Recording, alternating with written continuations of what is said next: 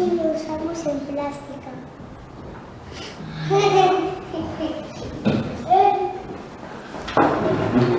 Venga, pregunta. Tijeras. Sí. Muy bien. Muy bien. Ya. Es una cosa. Sirve para colorear.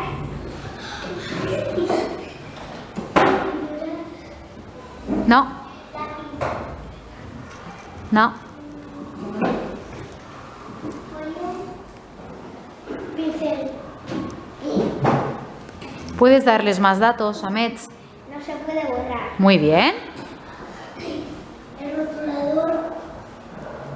¿Es el rotulador? Sí. Muy bien. Es un sitio que vamos nosotros. Antes de levantar. ¿Qué hacemos en ese sitio? Jugar.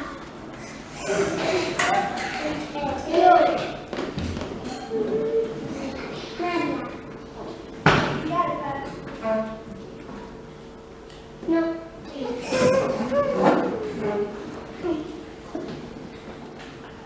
Pregunta otro.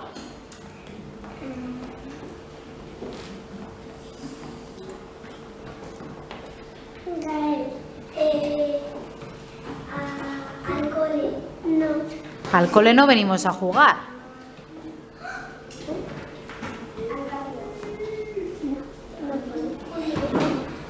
Es un sinónimo de patio. Significa lo mismo que patio.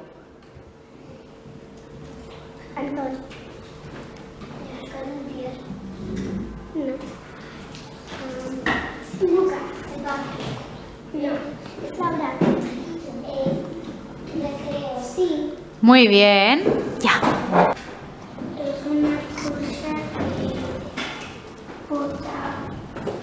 Muy bien. Es una cosa. Y bota. Agua. Pelota. Sí. Muy bien.